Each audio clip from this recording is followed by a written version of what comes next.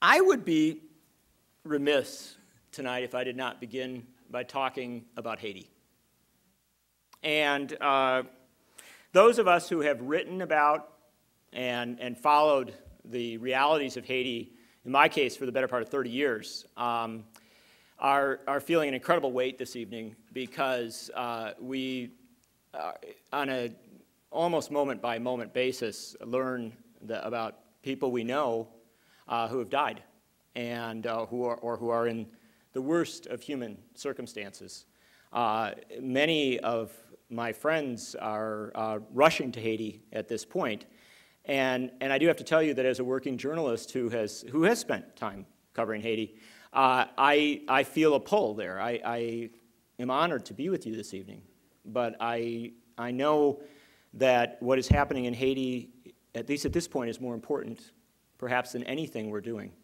And I would only make the appeal, find a charity, find an organization, find an activist grouping that you can help.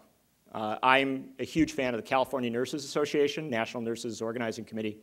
I see a lovely woman raising her hands here. They are organizing, they have 8,000 nurses. I want to underline 8,000 nurses who have volunteered to go to Haiti. And they are raising money to send them. And they promise, as a radical trade union, that they will break through the bureaucracy and get those nurses to the people who need them. And so California Nurses Association, worthy of your consideration. And I have to tell you that it is not entirely inappropriate to mention Haiti at the opening of these remarks, because something remarkable happened in one of those rare moments where there's a confluence of events, tragic, and also a good analysis. The Columbia Journalism Review did a piece the day after the earthquake. They did a survey of all of the foreign correspondents who were on the ground from the United States covering Haiti on the day of the earthquake. And it didn't take long. It was one reporter for Associated Press. And that young man who had recently arrived was a lonely figure a week ago. And I cast no aspersions toward him. I think I've read his stuff, and I think he's a pretty competent figure. But he's insufficient. He was insufficient. And the notion that the country of Haiti, which is one of the most epic places in the world, 10 million people with a rich and remarkable history, the first independent nation in Latin America, the first post-colonial independent black-led nation on the planet, the first and only nation forged in a slave revolt against a colonial power, the poorest nation in the Western Hemisphere, and a location with a huge immigration relationship with the United States. And yet the whole of this country's media could muster one correspondent to cover it. And I say he is insufficient because what if he had died, as so many aid workers and others did on the day of the earthquake? Then there would have been no one from American media on the ground in Haiti. And in fact, our great newspaper of record in the United States, the New York Times, did its coverage for the first 2 days from outside Haiti. They didn't have a correspondent on the ground in Haiti. No television network for the first 24 hours had a correspondent on the ground in Haiti. You understand, the first 24 hours after a natural disaster is the critical moment in which the world becomes alerted. And in those 24 hours, in the most powerful nation in the vicinity of Haiti, our media was largely non-existent, largely absent. And this goes to the heart of the crisis, an overused word, the collapse that Bob and I talk about in our book. Because the fact of the matter is, Haiti has been neglected by the United States for 200 years. I mean, the neglect has always been, Thomas Jefferson did not heed Thomas Paine's call to recognize and respect Haiti. But our neglect of Haiti has been more extreme in the past 20 years than prior to that. Our media has moved steadily away from Haiti as the managers of newspapers, radio stations, television networks, which once covered Haiti on a regular basis, made the determination that it was too expensive to report from this neighboring country, a country with daily fascinating and significant stories. No lack of news, but too expensive to report, and frankly, too unpleasant, because our media doesn't really want to spend a lot of time talking about poor people with deep and fundamental problems. In fact, by and large, Bob says this, I'll steal a line from him, that about the only time the poor get reported on in a big way in our media, particularly the global poor, is when they get in the way of the rich. And we have seen such an abandonment, not merely of Haiti, but of countries all over the world. This is a very big deal. Our media is taking America out of the world. In December, the Washington Post announced that it had closed its bureaus in Berlin, Rio de Janeiro, and Johannesburg, meaning the last one meaning that the hometown newspaper of our capital city of the United States now has no reporter on the ground from the Cape of Good Hope to the equator in Africa. Dozens of countries, hundreds of millions of people who are just off radar. And there are no television reporters in that space. Our radio reporters are not there. Huge portions of the world no longer covered. Newspapers, and I give credit. I want to point out that the Seattle Times has a reporter in Haiti, and I give that tremendous credit. But I want to tell you that prior to the earthquake, there just were, no American newspaper had a reporter on the ground there. No American newspaper was covering this place. And no American newspaper is covering most of the poorest and most complex countries in the world. The Boston Globe has closed all of its foreign bureaus. The Baltimore Sun, once with a dozen foreign bureaus, when I was a young journalist, has closed all of its foreign bureaus. The Chicago Tribune, which had, until very recently, maintained a very good foreign service, as well as the LA Times, both in discussion about closing all of their foreign bureaus. We have a retreat from the world, and this retreat from the world disconnects and disengages us at times when we could have a fundamental impact. Understand that in Haiti, the news coverage is valuable now. It is important. But it would have been more valuable 2 years ago, when it could have told us how cheaply, how inexpensively we could have rebuilt the housing in the shanty towns so that it did not collapse and kill tens of thousands of people who did not need to die. It was not there at the time when it could have been useful, fundamentally useful, and avoided fundamental horror. And this is one of the terrible realities of what our media does to the wealthiest and mightiest nation in the world. Because I don't think America is a horrible place. But I don't think Americans are horrible people. But I do think that when Americans do not know about the world, our humanity, our decency, and our practical willingness to do what is right and necessary in the world is diminished. We become less useful players and yes, less responsive to the suffering, the challenges, the needs, and the hopes of our fellow human beings. Tom Stoppard wrote a brilliant play about international reporting in 1978. It was called Night and Day. The play's protagonist was a war photographer, and he said at a key point in the play, "People do awful things to each other, but it's worse in places where everybody is kept in the dark." It's worse in places where everybody is kept in the dark.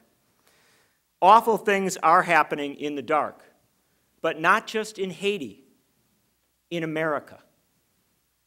Because when we are unaware and unconnected to the world, we do not make those minimal gestures take those minimal steps that could make better the planet on which we live.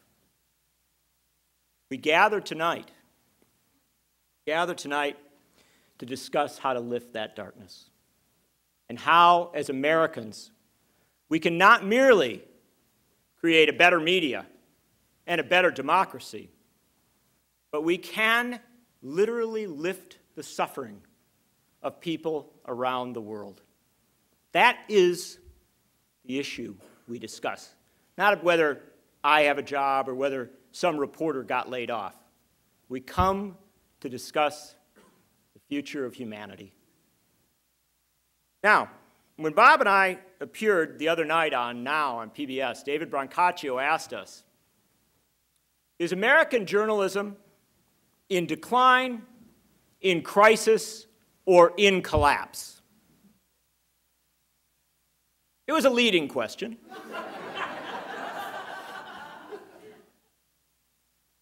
You know, wanting to be dramatic, we opted for collapse. And it is by any measure an appropriate call. Television journalism has been in decline since the 1970s. There are those who will suggest that it never really got out of its vast wasteland stage. But there was a time when local TV stations actually tried to tell you about something other than the weather.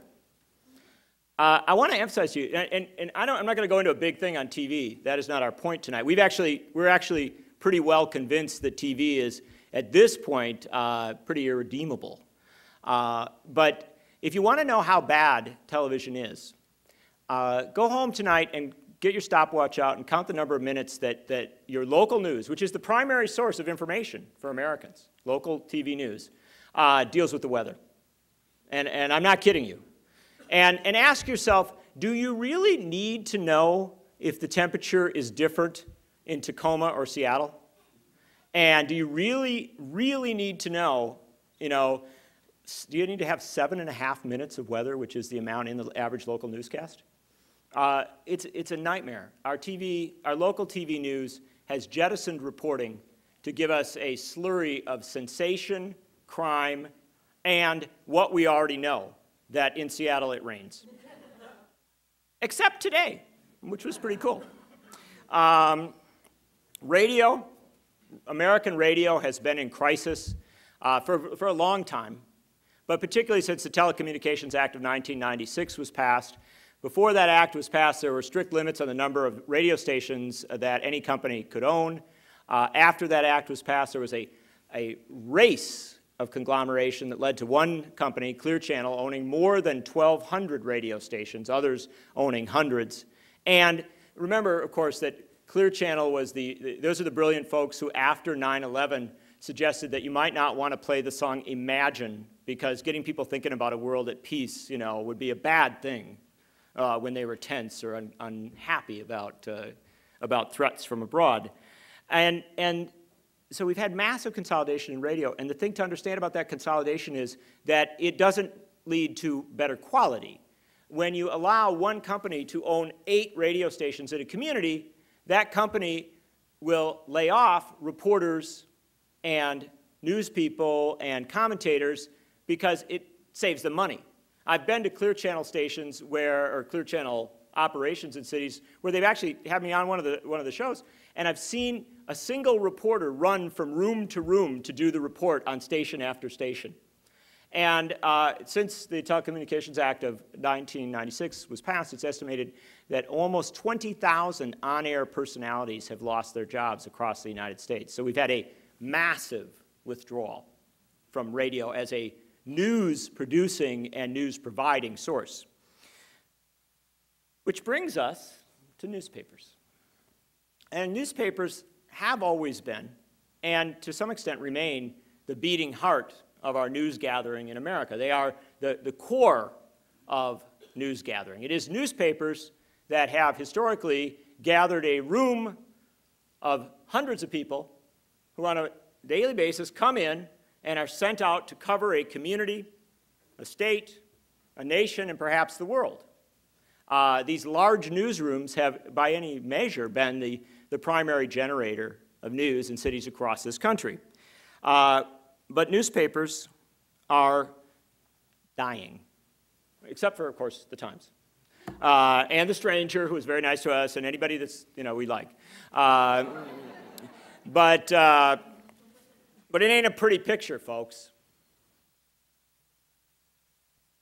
Over the last 2 years, newspapers have laid off, fired, gotten rid of employees at a rate of more than 1,000 a month. So more than 1,000 newspaper workers lose their job every month, every January, every February, every March. In fact, over the last 2 years, it's been roughly 30,000 newspaper employees have lost their jobs, just in 2 years. Now, it is estimated by the American Society of Newspaper Editors that we have roughly 46,000 working journalists on newspapers in the United States. Now, I went into journalism so I wouldn't have to do math. But if I keep working that rate, it doesn't look real good for us. And I don't have to tell you, people of Seattle and surrounding communities, that newspapers are closing. I'm glad Frank's here. I would like to have the publisher of a second, even a third daily newspaper be here. The Post-Intelligencer is gone. And I know they had that one, they told you that they're going online and all that. But I invite you to seriously consider whether the PI remains the sort of force in this community, the sort of presence it was before. It has gone online in name, but not in reality. The ratio of working journalists, and we were trying to figure this out, if I'm generous, I say it's a 1 to 10 ratio, online to print. Actually, it looks a little bit more, if we talk about the people who are actually going out and gathering news, more like 1 to 20 ratio. So you had 20 reporters, now you got 1. Now, that's bad. That's a really bad scene. It's bad that last year 140 newspapers across the United States closed. Big newspapers in Seattle, in Denver, in Albuquerque, in Tucson. And the sole newspaper in communities such as Ann Arbor, Michigan, the University of Michigan, a college town, lost its daily newspaper last year. They're disappearing at a rate that is absolutely startling. And the fact of the matter is that we are talking about newspapers closing in a lot of other places. San Francisco, Boston, Detroit, major daily newspapers, dominant, huge presences in our community, closing down. And that's not the worst of it. The worst of it is the newspapers that survive. Because, and I swear, this is a sidelight here. I went once to Vancouver. I was doing some event with city planners, and I was talking about local newspapers, and I said to them, okay, how many people in the room think your newspaper is the worst daily newspaper in the world? And like everybody's arm went up, And so I know people like to pick on their daily newspaper, but it's like the old Woody Allen story, right, from Annie Hall. There's 2 women at the nursing home, and the one says, the food here is awful. It's just atrocious. I can hardly stomach it. And the other woman says, yeah, in such small portions.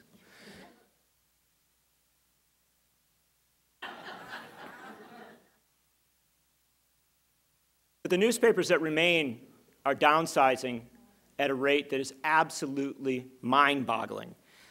Closing Washington bureaus at a rate of 1 per week. This is the coverage of our federal government. And newspapers are closing Washington bureaus at roughly a rate of 1 per week. They are closing international bureaus at a rate so astounding, so rapid, that at the start of the, whatever we call them, the aughts, the 2000s, the start of the 2000s, there were roughly 200 newspaper foreign correspondents around the world. That doesn't sound like that many, but there were roughly 200 of them. At the end of the decade, when we do the accounting, it will be roughly half of that, and the layoffs of foreign correspondents is accelerating at a more rapid rate than any other sort of layoff on newspapers, although I will point out that science writers are going really fast as well. What's happening is that huge areas of our civic life are going dark, disappearing.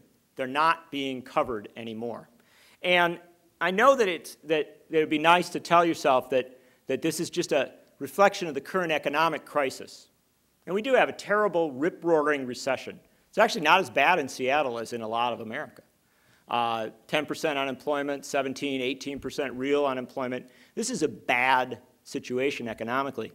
But this bad situation economically is not what made things bad for newspapers. Newspapers have been in decline, advertising revenue-wise and circulation-wise, for decades. It has been a graceful decline. The recession has sped it up. But the crisis has been building for some time.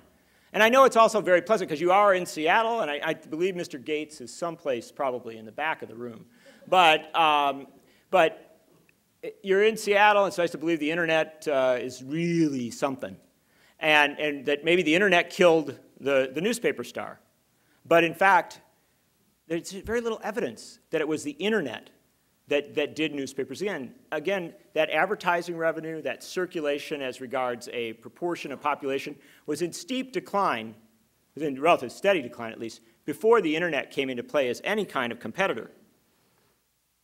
Advertisers have found other places to go, through the mails, through the web. And the truth of the moment is clear. Newspapers are dying, old media is dying, and the internet, while it is awash in information, is not providing a replacement for journalism, or at least for the journalism that is being lost. And this is a big deal. You know, Bob and I are huge fans of citizen journalism and of indie media and passionate proponents of blogging. I've been blogging. I actually was a blogger before we had the word blog. I blogged the WTO protests in 1999 from Seattle. And so I've done it for a very, very long time, and I love it. But the fact of the matter is that what we are doing on blogs is not replacing journalism. Not because bloggers don't want to. I think most of the people who do it, and many of the citizen journalists and others, want to do it. The problem is the resources simply aren't there. Advertising is not going to web news sites. And this is not, it's sort of a logical thing. Ask yourself this. Ask yourself this.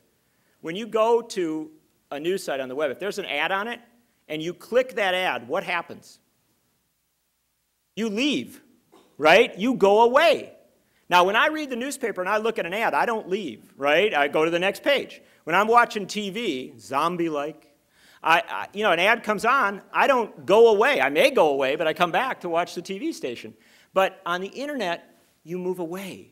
And so there are so many realities about advertising on the web that make it an unsustainable place for commercial media to function in any kind of realistic way. And I hate to tell you that when it's an unsustainable place, erecting a paywall, making people pay more to get to the information, isn't going to make it better. You are not going to put a paywall up, make people pay per story, and get more circulation, get more people reading it. I always say as an example to understand this, think if you were the only person with the Tiger Woods story. If you knew the story about Tiger, and you had, I believe you could find somebody who would pay you for the story the first time, right?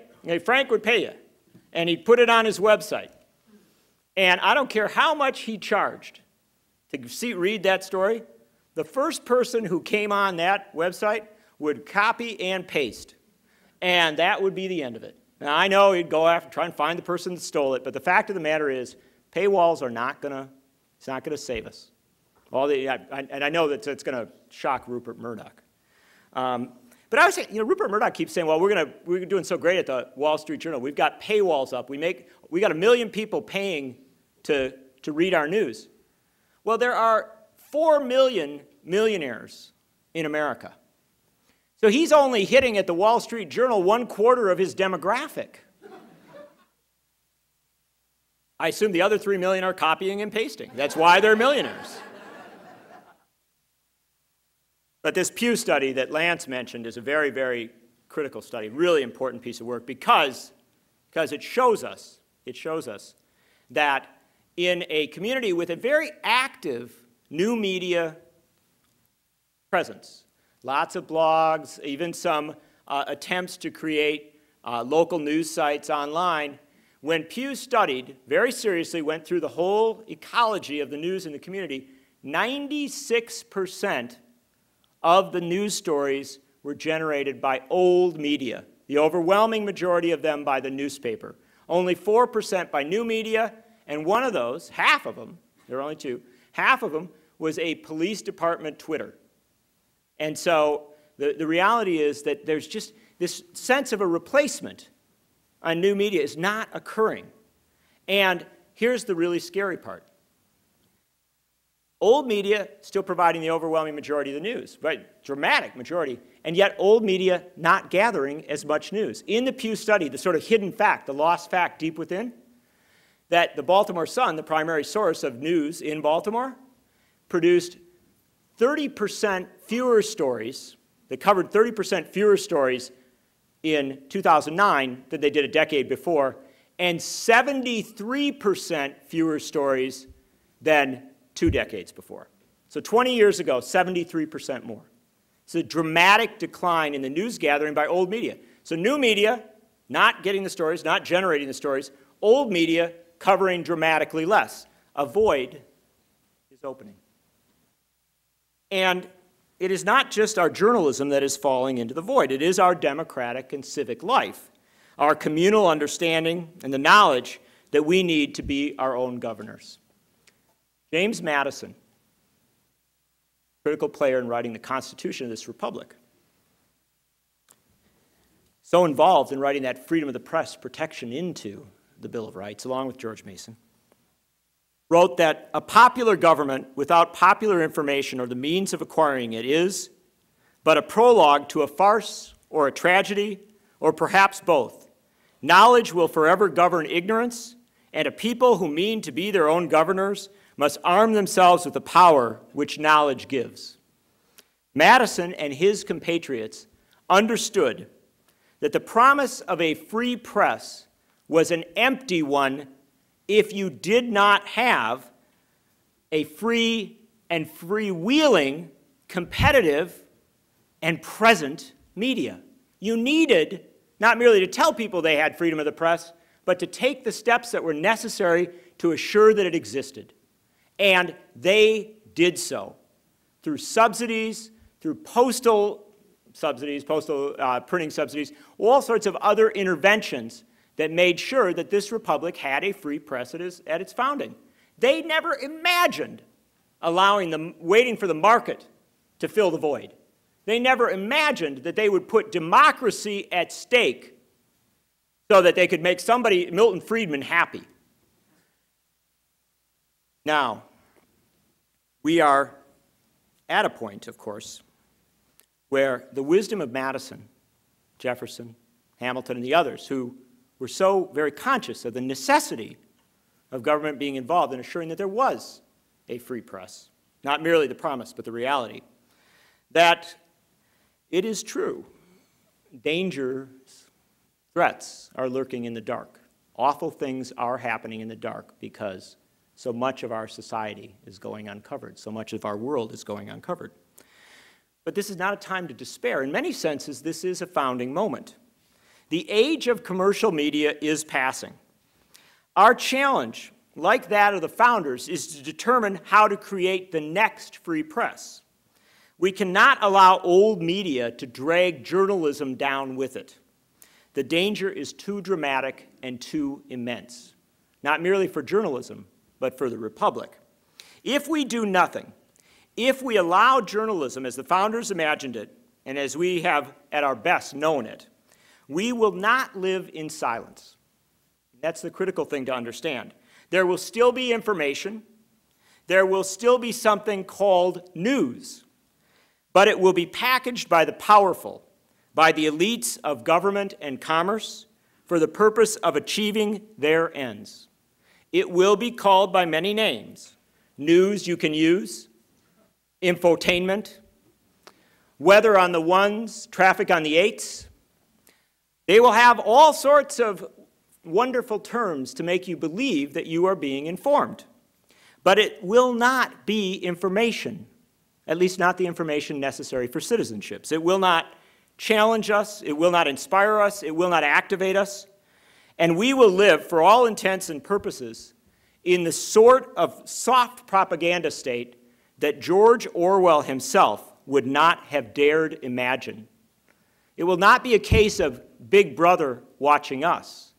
we will be watching Big Brother 24/7, round the clock, a slurry of packaged information, but not the information that gives us the authority to govern ourselves, not the information that gives us the power to govern ourselves. We will live in the dark, and awful things happen in the dark. So we speak to you tonight not of media or newspapers or journalism. We speak to you tonight of democracy. Everything that we should hold dear, electoral freedom, equality, our rights, is at stake in this debate. It will only become more intense. But as it becomes more intense, it is our responsibility not to despair, but to become engaged. The death of old media can and must be a moment not of loss, but of radical transition to a bolder, better journalism that speaks more truth to power and does so more loudly than at any time since a journalist called this nation into being. Let us borrow a page this evening from Tom Paine. Let us recognize we have it in our power to begin the world over again. Bob and I made that the subtitle of our book. We tried for an optimistic title, The Death and Life of American Journalism. Our subtitle, The Media Revolution That Will Begin the World Again. We believe this is not a moment to count the dead, not a moment to live in sorrow for what has been lost, but a moment to recognize that change is coming. There is going to be a media revolution in this country. Everything will be different. It is our job as citizens to assure that in that different new world, we get more information, better information, that we have not a media oriented toward entertainment and commerce, but a media oriented toward the enriching of our civic and democratic lives, a media that, as the founders intended, might give power to the people. And with that, I have the opportunity to introduce to you the Rolling Stones of the evening, and the gentleman who talk a little bit about that media revolution. Bob McChesney and I have been writing about media together now for 15 years. And we have done a lot of books, a lot of articles. I can only tell you this. Through this entire period, through this entire process, Bob has had the steadiest, clearest eye. He has understood the crisis, and he has also maintained the richest optimism. He has believed much more than any Glenn Beck or Rush Limbaugh ever will in the real promise of this American experiment. I introduce to you tonight my dear friend and my favorite small d Democrat, Bob McChesney.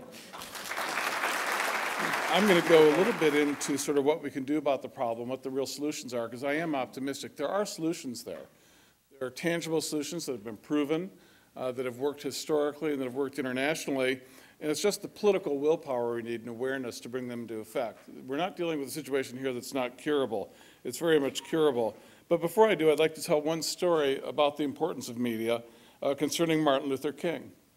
Reverend King is best known as a civil rights leader, and throughout his later years of his career, as the Vietnam War was increasing and escalating, he became concerned about the war, but his compadres at the Southern Christian Leadership Council told him he should not speak out on the war, that this was something that would be damaging for the civil rights movement, that they needed the support of the Johnson administration, President Johnson, and if he were to raise issues of his concerns about the war, it might undermine the administration's support for the civil rights agenda.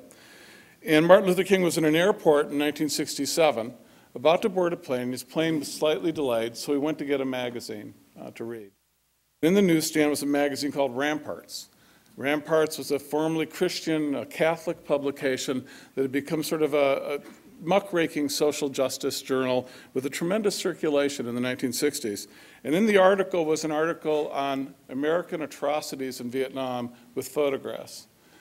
And Martin Luther King read the article cover to cover, And after that, he said, I can't be quiet anymore. This article has changed my view of the world. No Christian, no person can see these pictures and then say, these lives must be sacrificed for other lives. And as a result of that, he gave what is one of the great speeches in American history at Riverside Church, announcing his opposition to the Vietnam War. But he gave it because he saw that copy of Ramparts magazine. He gave it because there was that media there that forced him to confront the world in a way that a lot of people would rather not confront it if they could help it. And that's what great journalism does. It requires you to confront a great situation, to come to terms with it, and to address your own humanity, to force yourself to look yourself in the mirror into your own eyes. And that's what that did with Dr. King. And in many ways, it was a transformative moment for both King and for American politics. And I think that's what's at stake here. When we talk about media and journalism, what we're talking about is our ability to fully grasp the social situation we're in, to act on it as citizens, and also to be responsible for the world in which we live, what's done in our names. So we know what we're accountable for. And here in the United States, there's a lot we're accountable for, and we have an obligation to learn about. I would say that there are two false premises that damage our ability to get to solutions to the journalism crisis, to give us the journalism that will begin the world again. First of all, it's the notion that's widespread among Americans that news media has always been a private sector undertaking run to pursue maximum profit, and that's what the First Amendment was all about, to basically say, here's a business, leave them alone, let them do their thing. And if the business can't do journalism, well, too bad, you don't have a democracy. That's just the way it's supposed to be. Business first and foremost.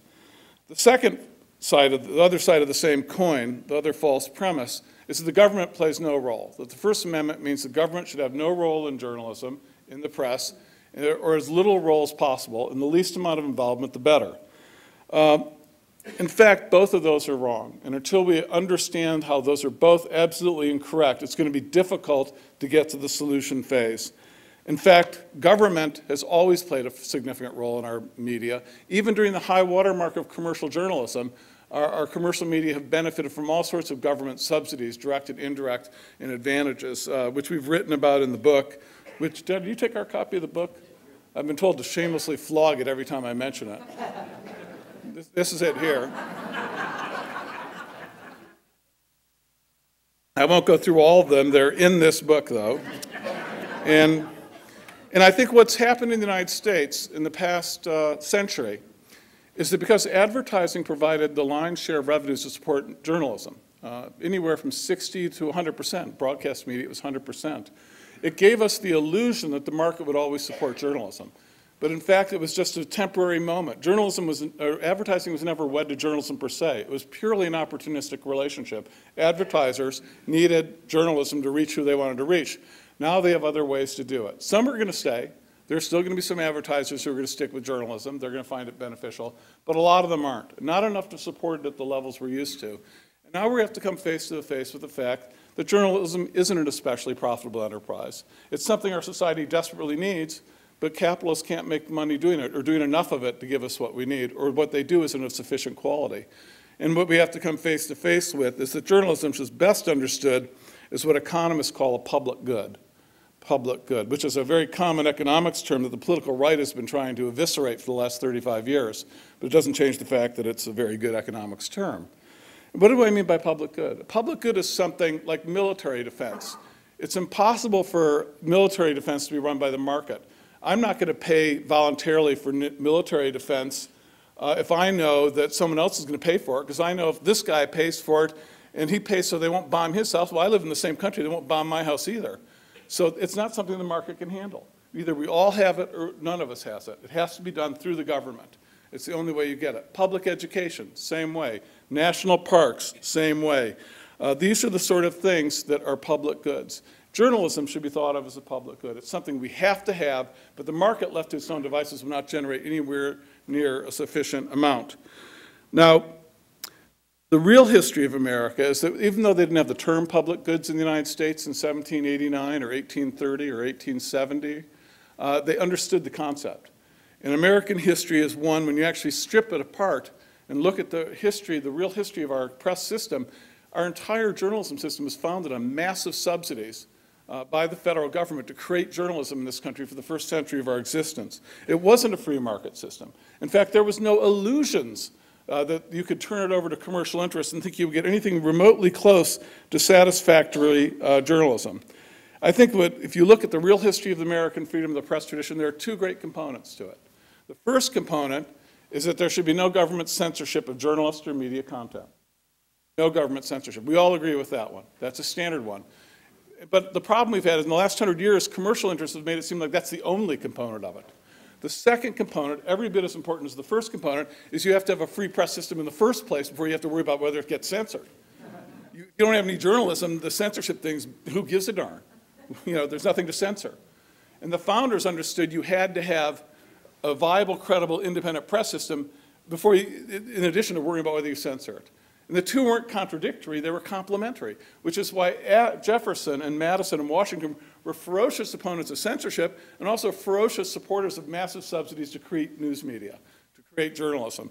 And that's what we're saying, the tradition we need to look at in the United States today.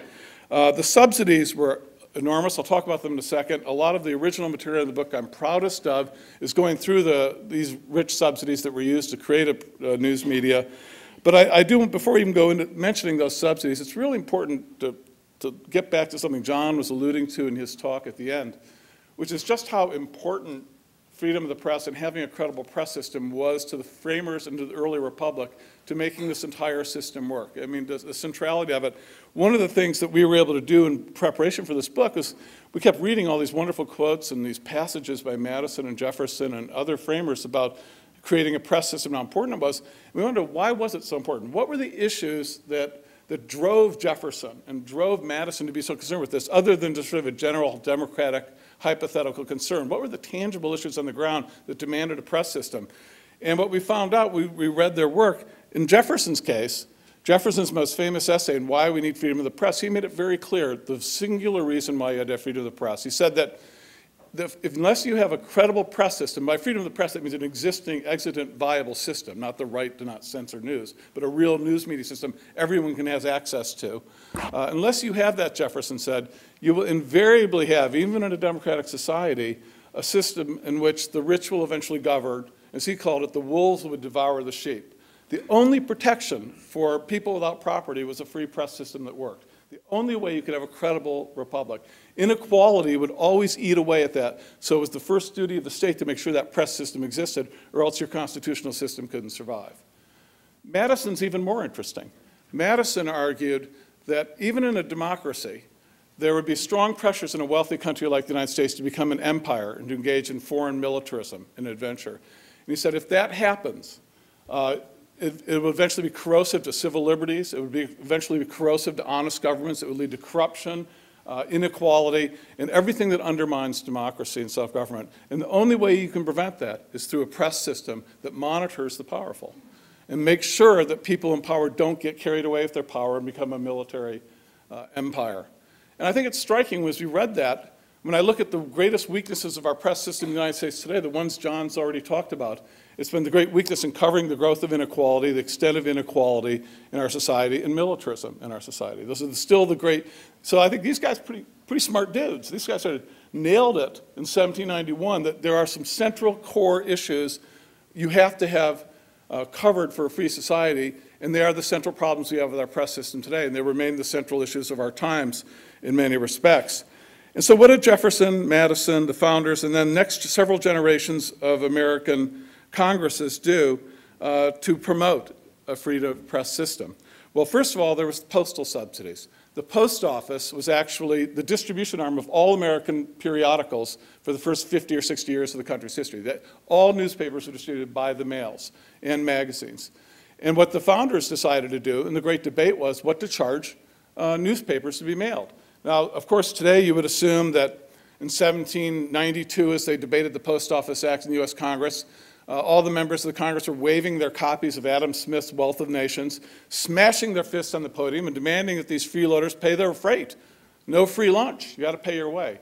In fact, the entire debate over what to charge newspapers to be mailed in the U.S. Congress in 1792, well through the 19th century, was two distinct polls. And one poll where the people said it should be tremendously subsidized, almost free, to encourage the wide dissemination of newspapers and periodicals and voices that wouldn't be heard otherwise. That was one extreme pole. The other position, that of James Madison, was that all newspapers at all times should always be sent for free, that any charge for postage would be a form of censorship against the most dissident and weakest ideas. So that was the range of debate. These guys won. Madison didn't. But it was a fight that volleyed in Congress for the next 75 years. And in fact, it plays a central role in American history when you look at the abolitionist movement, because the abolitionist newspapers were the most fragile ones in our system, and they led the fight for free postage for weekly newspapers within their own county that actually became the rule, and 20% of all American papers finally got free postage thanks to the abolitionist campaign in the late 1840s. They knew their movement depended on being able to communicate their ideas to organize around them. Without free postage, the abolitionist movement would have been handcuffed. It would have had tremendous difficulty communicating. There were also massive printing subsidies. Almost all the federal printing contracts up till 1865 were farmed out to private companies, and built into all those contracts by the House, by the Senate, by the President, by the State Department were 40% overruns to bankroll the newspaper or the printing house, explicitly put into bankroll newspapers that wouldn't have existed otherwise. Now, for this book, we went back and we consulted with postal and printing historians, economists, and accountants, because we wanted to figure out if you could take that size of the subsidy that was given to the newspapers in the first half of the 19th century, and we had it today, what cash dollar are we looking at? Just to get a sense, we would sink our teeth into it. So we did the math. It's in the book. And if you buy the book, you'll see it. It's in the book, thank you. And what we determined was it's a percentage of GDP, not percentage of government spending. We've calculated the, using government figures, we calculated the amount of the subsidy of journalism in the first half of the 19th century on an annual basis. If you took the same percentage of GDP today and had the federal government spend that to subsidize, blatantly subsidize journalism, it would be $30 billion.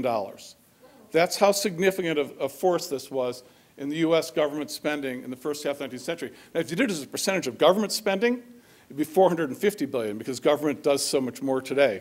Back then, in the first half of the 19th century, the United States federal government did two things. It did army, and it did support news and journalism. Those are the two functions of the state in the first half of the 19th century. That's what distinguishes the American state from the British state, the French state. We put this enormous investment into spawning a vibrant print culture. And it was the revolutionary hallmark of our times. When Tocqueville came here from France, he was astounded at the plethora of news media compared to France or Canada or Britain. Well, it wasn't an accident. It wasn't the free market. It was the result of explicit and enlightened democratic policymaking. So that's our tradition. That's the real free press tradition. They had their cake and they ate it too. They had a credible, strong, public subsidized press system without government censorship that allowed people to be creative, entrepreneurial, independent, without having to get any government permission to do it. But they also had the resources so they could actually have an audience and be effective and participate politically. Another thing we did for the book is we looked at the US Supreme Court. For a long time, I was under the belief, well, of course, the U.S. Supreme Court insists that Rupert Murdoch has to be in charge of journalism. That's sort of the division of labor. Pentagon does the wars, Murdoch does the journalism, and that's how we split things up in America, and the Supreme Court, of course, is going to ratify that. What was astonishing was to read all the First Amendment cases on freedom of the press, all the opinions on them, and the consensus is that First Amendment freedom of the press right is a structural demand to guarantee there is an existing press system that covers people in power. It's not like just a right to not censor people who may or may not do it. It's that if you don't have that press system, those media doing that journalism, the system doesn't work. It's the first duty of the state to make sure that system exists. And then one last bit on the history, American history, and then I'll close on that. In times of crisis, in times of countries are like we are, where you see no journalism at all, it becomes clear how important it is to make sure you have it. And you don't sit around and wait and hope commercial factors will do it.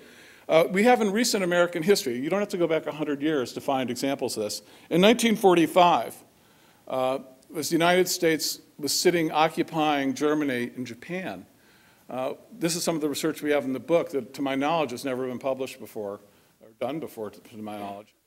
In 1945, both Generals Eisenhower in Germany and MacArthur in Japan instituted lavish subsidies to spawn an independent press system. And to their credit, and believe me, I don't say this easily, but to their credit, They understood that Japan and Germany needed to have a credible press system so they wouldn't lapse back into fascism, but they also had to have a press system that would be critical of the occupying authorities, the American authorities themselves, or else it wouldn't be taken seriously by the people in that country.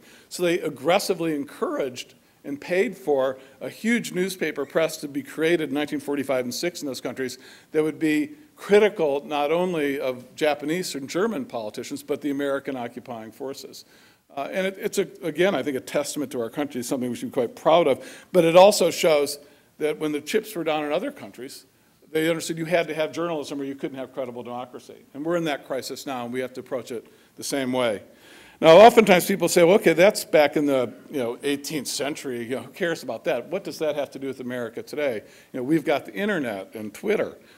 I think what we can do is look at other countries in the world. And what's striking also in our research is that most other significant democracies have much larger subsidies to journalism than the United States does, vastly larger, through public service broadcasting, community media, and also sometimes for print media, depending on the country. Every country has a certain different set of subsidies.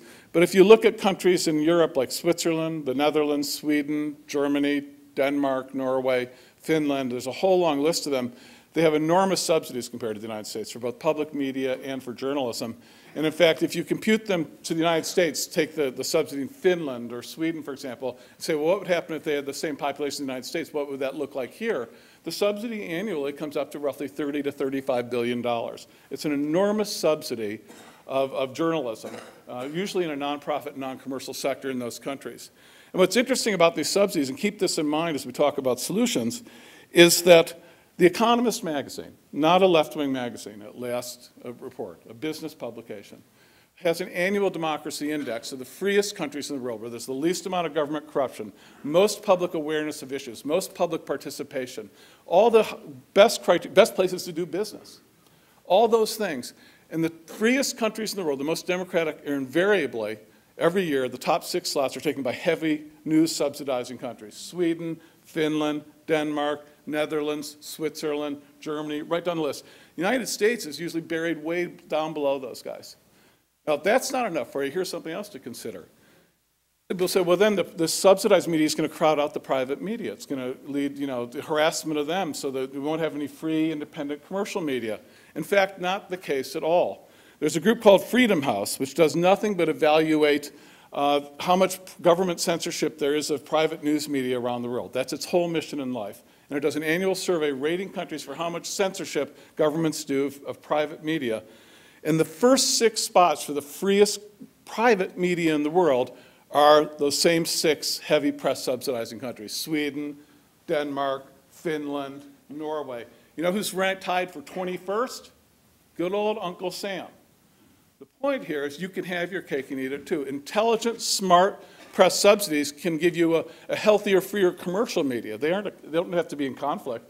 And if anything, it'll raise the bar for the commercial media. So I think what we do in the book is try to make that case. And if we've got you at this point, then we've got a 4th chapter where we go, okay, what do we do then? What are the sort of things that would give us a viable, credible, free press? And in the 4th chapter, we give a number of suggestions. We don't have a lot of time. I don't want to go much longer on this, but I'll mention a few things really quickly, and the details are in the book. First of all, I think we have to dramatically increase immediately the spending for public service and community broadcasting. In community after community after community in this country, there's no local journalism or very little local journalism left.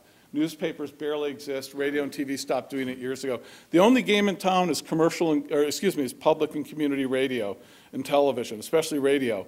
We need to ramp up the money to these local community and public stations. And I use both those terms because no more than we think a single commercial news medium is sufficient for community, we shouldn't think a single non-commercial medium is sufficient for community. We need to ramp up the money. We've got lots of out-of-work journalists right now with a lot of talent. We could put them to work and start covering these communities that right now are completely in the dark or largely in the dark. If we spent half of what Canada spends on public broadcasting per capita, and Canada spends about 1/4 of what most European countries spend, we'd spend 10 times more than we currently spend. And we hardly spend anything on public media, hardly anything. It's a joke. For a long time, that was justified because, hey, we got these commercial guys. They're taking care of everything for us. We don't have to worry. Murdoch's got it under control. But now those guys are jumping ship. We got to come up with something else. Secondly, we've got to do something about the fact that we're losing an entire generation of young people who no longer do journalism. Just that, I teach journalists at the University of Illinois. We've got kids who wanted to be journalists at one time who now have given up. They're not going to have jobs. They don't think it's any hope. We've got a whole generation we're losing. I think we've got to take that AmeriCorps program, and like we had in the 30s of the WPA, build in a news AmeriCorps. Take 50,000 kids and get them paid, not a huge amount, to get them doing journalism for a year or two with different media, with websites, covering their communities, getting their feet wet, breaking stories.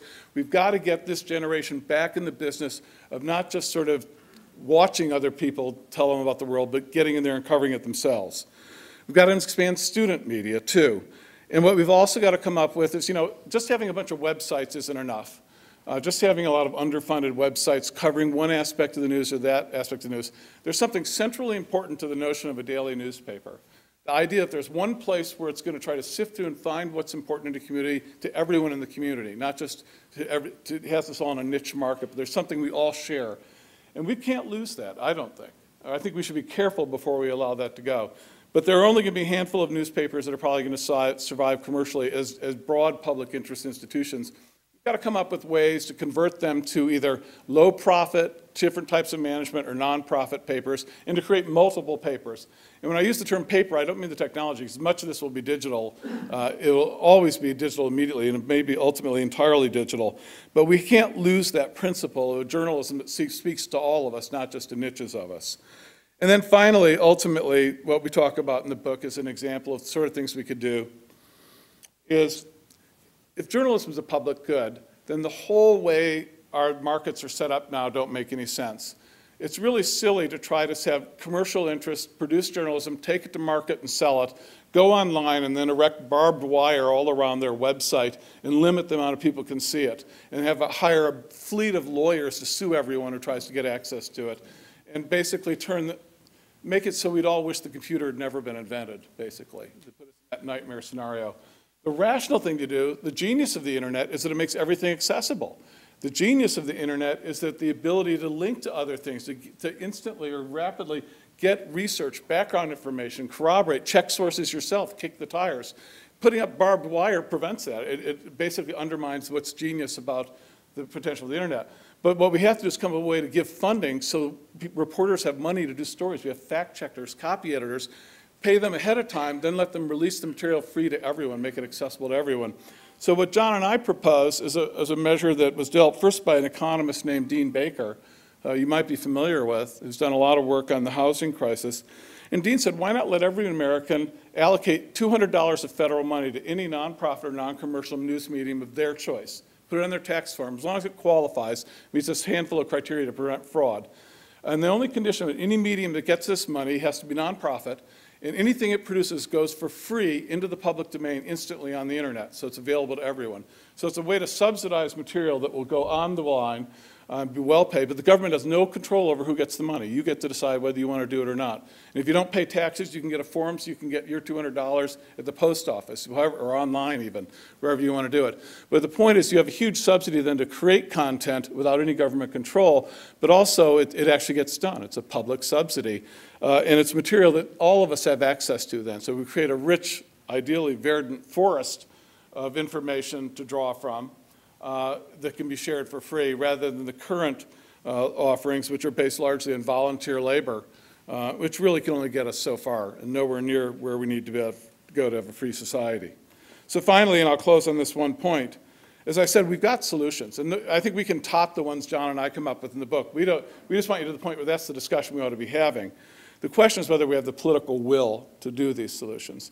And normally in the media fights John and I engage in, we're fighting Comcast and NBC and Rupert Murdoch, these huge giants, AT&T and Comcast, are coming after us with all barrels firing on the issue of network neutrality right now. And these are the huge corporations that are spending a fortune to defeat us. And so we're always facing these long odds. This is an interesting situation with journalism because the people who normally be fighting us are jumping off the ship. We're dealing with a different sort of environment now where the crisis is so severe. We have openings and our political adversaries are not quite as strong or not focused on us. We do actually have chances here that I don't think we would have anticipated a year ago. We can win this fight.